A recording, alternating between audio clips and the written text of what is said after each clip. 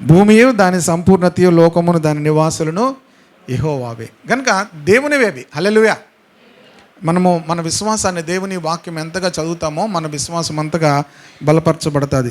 కనుక 3వ వచనం, యెహోవా పర్వతమునకు ఎక్కదగిన వాడెవడు. దేవుని పర్వతం మీద దేవుని యొక్క సన్నిధిలో కొన్ని వారాల క్రితము నిర్గమాకాండంలో మనం చదువుకున్నాము. దేవుని యొక్క పర్వతంలోకి రావాలంటే మోషే తప్ప ఎవ్వరు కూడా రావడానికి వీల్లేదని చెప్పాడు. ఎవరైనా వస్తే వారిని ఏం చేయమన్నాడు? వారికి మరణశిక్ష విధించాలన్నాడు. ఎవడైనా కొండను తాకితే రాళ్లతో కొట్టి చంపేయాలన్నారు. కనుక దేవుడు ఆ పర్వతం మీదకి వచ్చినప్పుడు, ఆ సినాయి పర్వతం మీదకి వచ్చినప్పుడు ఎవరూ కూడా రావడానికి ముట్టడానికి వీల్లేదు. ఒక మేరను ఆయన పెట్టాడు. ఆ మేర దాటి ఎవరు కూడా రావడానికి వీల్లేదు అన్నాడు. కనుక దేవుడు ఎంతో పరిశుద్ధుడు కనుక పాపి అయినటువంటి మనుషుడు దేవుని సన్నిధికి రావడానికి వీల్లేదు. పాత నిబంధనలో ప్రియదేవుని బిడ్డలారా, తర్వాత కొత్త నిబంధనలో ఎలా జరిగిందనే విషయాన్ని కూడా మనము నిర్గమాకాండంలో ఆ మాటలు ధ్యానిస్తున్నప్పుడు చూసుకున్నాం. కనుక ఆయన పరిశుద్ధ స్థలంలో నిలువదగిన వాడెవడు, వ్యర్థమైన దాని యందు మనస్సు పెట్టకయు. లాస్ట్ వీక్ వ్యర్థమైనది అంటే ఒక మాటల గురించి చెప్పాను. మనిషి జీవితంలో వ్యర్థమైనవి ఏముంటాయంటే మాటలు. అన్నిటికన్నా ఎక్కువగా ఏమొస్తాయి? మనకు మాటలు వస్తాయి. రెండవది లాస్ట్ వీక్ చెప్పాను కనుక ఆ మాటలు చెప్పను. రెండవది వ్యర్థమైనది మన జీవితంలో ఉంటుందంటే 119వ కీర్తన 37వ వచనం చూడండి. 119వ కీర్తన 37వ వచనం, వ్యర్థమైన వాటిని చూడకుండా నా కన్నులు త్రిప్పివేయము, నీ మార్గంలో నడుచుటకు నన్ను బ్రతికింపము. కనుక రెండవది ఏమంటున్నాడంటే, మొదటిది మాటల గురించి మనం చెప్పుకున్నాం. రెండవది ప్రియ దేవుని బిడ్డలారా, వ్యర్థమైన వాటిని చూడకుండా నా కన్నులు తిప్పివేయము. కనుక మన యొక్క జీవితంలో మనము చూసేది మనల్ని కంట్రోల్ చేస్తుంది. మనం చూసేది ఏం చేస్తుంది? మనల్ని కంట్రోల్ చేస్తుంది. మనం చాలా విషయాలు చూస్తాం. పొద్దున్న లేచిన దగ్గర నుంచి పడుకునేంత వరకు కూడా చాలా విషయాలు ఏం చేస్తాం? చూస్తూ ఉంటాం. కనుక మనం చూసేవి మన జీవితం మీద చాలా ప్రభావం చూపిస్తుంది. ఒకసారి ఒక పిక్చర్ మనం చూసామంటే, ఒక చిత్రం మనం చూసామంటే అది మనం చచ్చేదాకా మన యొక్క ఏమవుతుంది? ప్రింట్ అయిపోయి ఉంటుంది. మీకు ఎప్పుడు కావాలంటే అప్పుడు మళ్ళీ మీరు డౌన్లోడ్ చేసుకోవచ్చు. మీరు ఎప్పుడు కావాలంటే అప్పుడు మరలా దాన్ని ప్రింట్ తీసుకోవచ్చు. మీకు అర్థమైందా?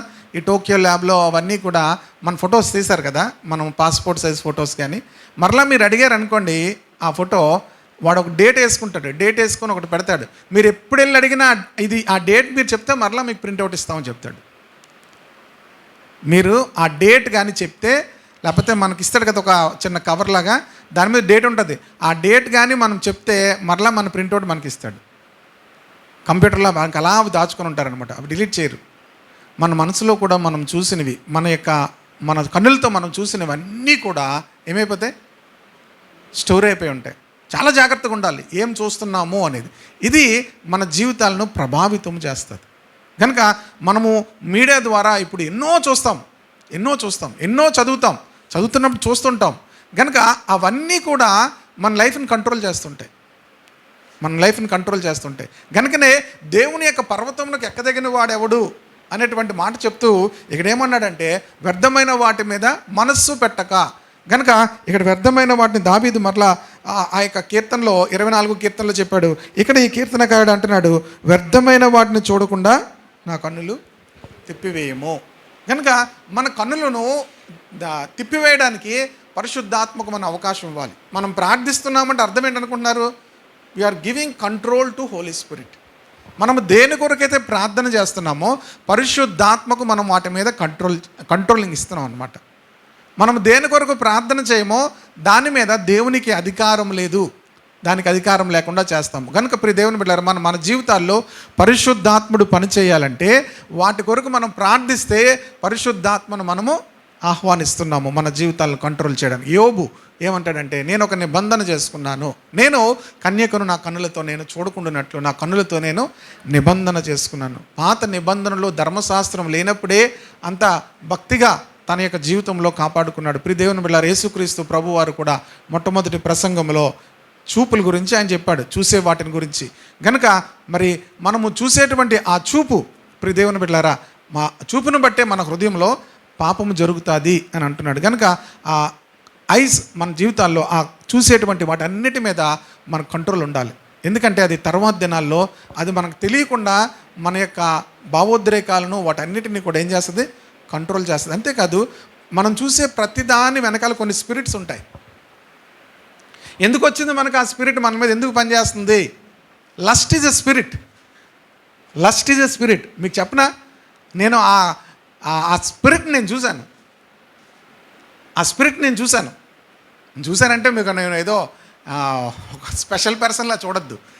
వన్ డే అది ఆ స్పిరిట్ వచ్చి ఇప్పుడు దేవుని బిడ్డలను రక్షించబడిన కొత్తలో వెరీ అగ్లీగా ఉంది. చాలా మనకు అందంగా కనిపిస్తుంది కదా, లస్ట్ అనేటువంటిది చాలా అందంగా కనిపిస్తుంది. కానీ చాలా భయంకరమైనటువంటి ఒక అది ఇప్పుడు నేను వర్ణించలేను, కానీ అంత అగ్లీగా కనిపించింది దాని ఆ స్పిరిట్.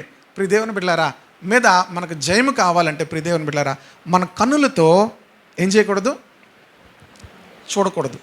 ఆ స్పిరిట్ ఏమవుద్దంటే తర్వాత మన మీద ఆధిపత్యము వహిస్తుంది. మనం జయించలేకపోతుంటాం, ఓడిపోతుంటాం. ఎందుకంటే ఆ స్పిరిట్స్ అన్నీ కూడా మనలను నాశనాన్ని తీసుకుని వెళ్తాయి. కనుక మన జీవితాల్లో మనము వ్యర్థమైన వాటిని చూడకుండా మన కన్నులు తిప్పివేయమని మనం ప్రార్థించాలి. ఇక్కడ కీర్తనకారుడు అదే ప్రార్థన చేసుకుంటున్నాడు. మనం దేని కొరకైతే ప్రార్థన చేస్తున్నామో దాని మీద పరిశుద్ధాత్మకు మనము అనుమతిస్తున్నాం. హల్లెలూయా. మీకు తెలుసా, ఒక పెద్ద ప్రీచర్ ఆయన స్మోక్ చేసేవాడు. పెద్ద ప్రీచర్ ఏం చేసేవాడు, స్మోక్ చేసేవాడు. ఆయన పేరు చెప్పనా, చార్లెస్ స్పర్జన్ గారు. మీకు ఎవరికి తెలీదు, చార్లెస్ తెలుసు, స్పర్జన్ గారు తెలుసు. ఎక్కడ మనకి ఇక్కడ ఎవరో లోకల్ పీపుల్ తెలుసు. ఓకేనా. చార్లెస్ స్పర్జన్ ఆయన ప్రిన్స్ ఆఫ్ ప్రీచర్ అని చెప్తారు. అంటే అంత పెద్ద ప్రీచర్ ఆయన. ప్రియదేవుని బిడ్డలారా, ఆయన ప్రియదేవుని బిడ్డలారా ఆయనకు ఒక అలవాటు ఉండేది. ఏం అలవాటు? స్మోకింగ్ అలవాటు ఉండేది. కనుక మీరు కంగారు పడిపోయి మీరు స్మోకింగ్ చేస్తే నరకానికి వెళ్ళిపోతారేమో, అలాగే మీరు వెళ్ళిపోతారు. కానీ మరి ఇప్పుడు దానికి వేరే విషయాలు చెప్తాను. ఆయనకు అలవాటు ఉండేది అది ఇలాగొచ్చి దాన్ని ఏదో అంటారు, మరి నాకు తెలీదు, ఇలా ప్లాస్టిక్లో ఇలాగొచ్చి దాన్ని తాగుతారు కదా. ఒక ఆయన ఏం చేశాడంటే ఆ సిగరెట్ కంపెనీకి ఏం చేశాడు తెలుసా, ఒక పెద్ద పోస్టర్ వేసి వాళ్ళ కంపెనీకి ఈయన ఫోటో వేసుకున్నాడట. సిగరెట్ కంపెనీకి అర్థమైందా? ఆ సిగరెట్ కంపెనీకి ఎవరు ఫోటో వేసుకున్నాడు? ఎందుకంటే చార్లెస్ స్పర్జన్ చాలా అద్భుతమైనటువంటి ప్రసంగికుడు. అది చూసిన తర్వాత ఆయన చాలా గిల్ట్ ఫీల్ అయ్యి, ప్రభా నన్ను క్షమించు ప్రభా అని ప్రార్థిస్తున్నప్పుడు ఆ బలహీనతలో నుంచి ప్రియ దేవుని బిడ్డలారా బయటికి రాలేకపోవడం గల కారణము పరిశుద్ధాత్మకు ఆ విషయంలో విడిపించడానికి నీవు కంట్రోల్ ఇవ్వలేదు. కనుక ఎంత గొప్ప వాళ్ళమైనా మనం పరిశుద్ధాత్మకు మన జీవితాల మీద కంట్రోల్ ఇవ్వకపోతే ఆయన పనిచేయడు. అర్థమవుతుంది కదా. కొంతమంది కొన్ని విషయాల్లోనే ఆయన చార్లెస్ స్పర్జన్ గారు. ఓకేనా. కనుక మన జీవితాల్లో ప్రతి విషయంలో కూడా మనం కంట్రోల్ పరిశుద్ధాత్మకి ఇస్తే పరిశుద్ధాత్ముడు మీరు ఏ విషయంలో కూడా ఓడిపోకుండా గొప్ప జయాన్ని ఇస్తాడు. హల్లెలూయా. స్పిరిచువల్ లైఫ్లో ప్రియ దేవుని బిడ్డలారా మనము దేని మీద జయించాలని, పాత నిబంధనలో ఉన్న వాళ్ళకి సమస్యలు ఉన్నాయి కానీ జయించడానికి వారికి పరిష్కారం లేదు. కొత్త నిబంధనలో ఉన్నటువంటి మనకు ప్రియ దేవుని బిడ్డలారా సమస్యలు మనకు ఉన్నాయి కానీ జయించడానికి పరిశుద్ధాత్మను దేవుడు మనకు అనుగ్రహించాడు. హల్లెలూయా. మనము జయించడానికి ఎవరినిచ్చాడు?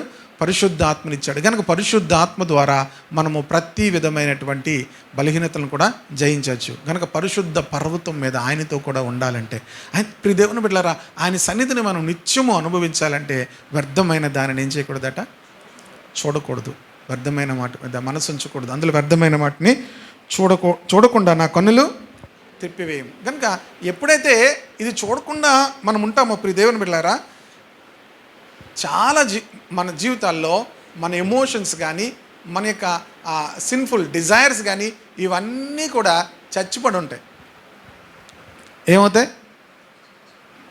నేను మంచి మాట చెప్పాను. ఏముంటాయి? చచ్చిపడి ఉంటాయి. హల్లెలూయా, హల్లెలూయా. మీరు కొన్ని రోజులు మీ చేతిని చూడండి, ఏదైనా చెయ్యి బ్రేక్ అయినప్పుడు కొట్టేస్తారు. కొట్టేసిన తర్వాత ఎలా పని చేస్తుంది చెయ్య? సాగట్లేదండి అంటారు కదా. సాగట్లేదు, ఇలాగే ఉండిపోయింది, భయపడిపోతారు కదా. డాక్టర్ దగ్గరికి వెళ్తే ఏం చేస్తాడు ఆయన? ఇలా లాగి ఇలా తిప్పేస్తాం. మనమేమో ఇంక రాదేమో అని భయపడుతుంటాం. మీరు ఎలా ఒక సంవత్సరం కానీ ఒక చెయ్యిని కట్టేశారనుకోండి, ఏమవుతుంది? ఆ తర్వాత మీ చెయ్యి సాగదు. నరాలన్నీ కూడా ఏమైపోతాయి? లాగేసి ఉండిపోతాయి. కొన్ని దినాలు మీ కళ్ళును కట్టేశారనుకోండి, ఏంటి దేనికి?